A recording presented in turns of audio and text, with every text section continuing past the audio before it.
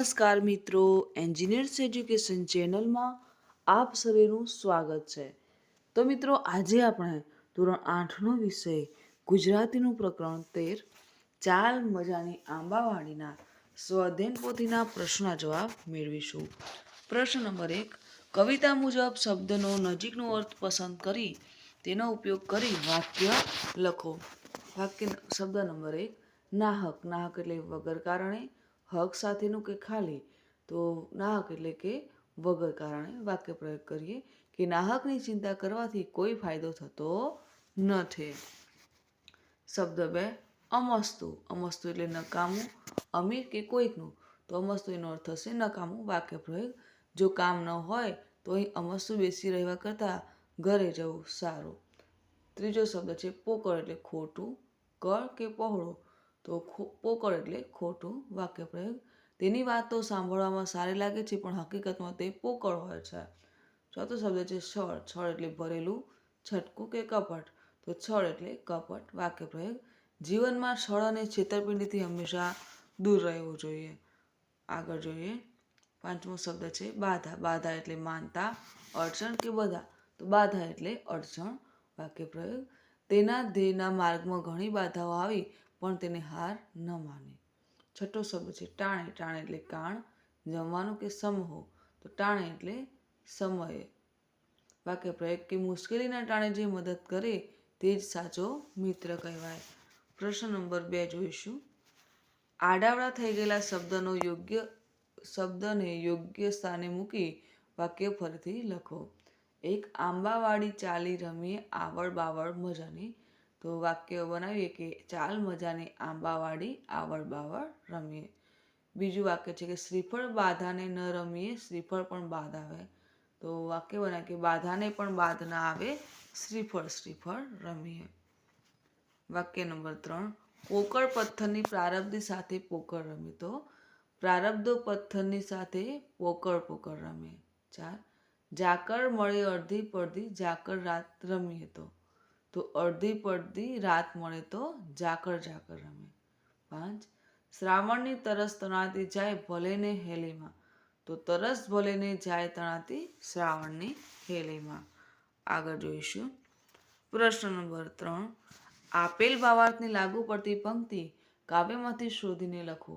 1 પવનમાં ઉડે તેવું પાન જેવું હળવું પહેરણ, તો પંક્તિ કે ફરફર ઉડતું રાખી પવને પાન સરીખું પહેરણ. 2 માદા મનને માદળિયું પહેરાવે, એટલે કે માદા મનને દઈએ મોટું માદળિયું પહેરાવે. 3 ચાલ આંબાવાડીએ આવડ બાવડ જ રમીએ, પંક્તિ બનાવીએ કે ચાલ મજાની આંબાવાડી આવડ બાવડ રમીએ. આગળ જોઈશું. 4 ભલે શ્રાવણના વરસાદમાં તરસ તણાઈ જાય, પંક્તિ બનાવી કે તરસ ભલે ને જાય તણાતી શ્રાવણની હેલીમાં. 5 આગળ આપણે રમઈ પાછળ જીવન વહેતું આવે, પંક્તિ બને કે પાછળ વહેતું આવે જીવન આગળ આગળ રમીએ. આગળ જોઈશું. પ્રશ્ન નંબર 4 નીચેના શબ્દો તમે બોલતા હોય તેવી રીતે લખો. તો નાહક એટલે કારણ વગર, માદળિયું એટલે માદળિયું, સંગરવું એટલે સંતાડવું, પહેરણ એટલે કપડો, શ્રીફળ એટલે નાળિયેર અને પથ્થર એટલે પાણું. પ્રશ્ન નંબર 5 જોઈશું. નીચેના શબ્દોના અર્થ શબ્દકોશમાંથી શોધીને લખો. તો માદળિયું એટલે એનો અર્થ થાય તાવીજ, મૃગજળ એટલે ઝાંઝવાના જળ, મરમર એટલે મીઠો અવાજ, ઝાકળ એટલે ઓસ, પારાવાર એટલે અંતહીન અને અમસ્તુ એટલે એમ જ. પ્રશ્ન 6 જોઈએ. ઉદાહરણ મુજબ શબ્દોનો ઉપયોગ કરી વાક્ય લખો. ઉદાહરણનો શબ્દ છે ઝાકળ. નવો શબ્દ ઝાકળ બાકળ. વાક્ય પ્રયોગ કરીએ કે વહેલી સવારે પોણો પર ઝાકળ બાકળ બાજ્યા જેવું લાગ્યું, એટલે શબ્દ છે આગળ, તો નવો શબ્દ લખીએ કે આગળ પાછળ. વાક્ય પ્રયોગ કરીએ કે તે હંમેશા બધાની આગળ પાછળ ફરતો રહે છે. બીજો શબ્દ આદિ, તો નવો શબ્દ કે આદિ વ્યાધિ. વાક્ય પ્રયોગ ઘરની આદિ વ્યાધિમાં માથું દુખવા લાગ્યું. ત્રીજો શબ્દ જાતે કે અડધી, તો નવો શબ્દ બને કે અડધી પડધી. વાક્ય પ્રયોગ કે મેં તેને અડધી પડધી વાત કહીને શાંત કરી દીધો. આગળ જોઈશું. ચોથો શબ્દ છાનું, નવો શબ્દ કે છાનું માનું. વાક્ય પ્રયોગ કરે કે બિલાડીનું બચ્ચું છાનું માનું ખાટલા નીચે બેસી ગયું. પાંચમો શબ્દ આકળ, તો આકળ વિકળ. વાક્ય પ્રયોગ કે પરીક્ષાનું પરિણામ આવવાનું હોવાથી વિદ્યાર્થીઓ આકળ વિકળ થઈ રહ્યા હતા. આગળ જોઈશું. પ્રશ્ન નંબર 7. તમારા ગામના પાદર અથવા મહોલ્લા વિશે 10-12 લીટીમાં વર્ણન લખો. તો આપણે લખીશું કે અમારા ગામનું પાદર એટલે શાંતિ, શક્તિ અને સંસ્કૃતિનો સંગમ છે. જે ગામના પ્રવેશ દ્વાર પર આવેલું છે અને તે ગામની ઓળખ સમાન ગણાય છે. પાદરની મધ્યમાં એક વિશાળ વડનું ઘટાદાર ઝાડ આવેલું છે, જેની શીતળ છાયા આખા ગામને રાહત આપે છે. આ વડની નીચે જ ગામની ભાગોળે એક રામજી મંદિર છે, જ્યાં રોજ સવાર સાંજ આરતીના સૂર ગુંજે છે.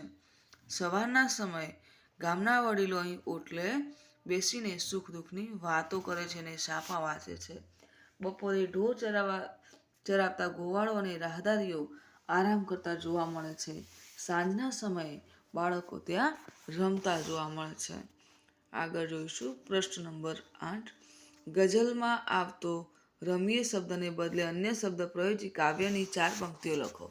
તો લખીશું કે સાવ અમસ્તુ નાહક નાહક નિષ્ફળ નિષ્ફળ ગાઈએ, ચાલ મજાની આંબાવાળી આવળ બાવળ ગાઈએ, બાળ સહજ હોડી જેવું કંઈ કાગળ કાગળ ગાઈએ, પાછળ વહેતું આવે જીવન આગળ આગળ ગાઈએ.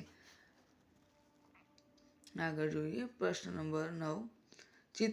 આપેલા ચિત્રની આધારે 10-12 લીટીમાં વર્ણન કરો. તો જો અહીંયા સરસ મજાનું ચિત્ર આપેલું છે. શાળા છે, શાળાની આગળ ગાર્ડન આપેલું છે, બરાબર, અને છોકરાઓ રમે છે. તો આપણે લખીશું વાક્યો કે આ શાળાનું મેદાનનું ચિત્ર છે.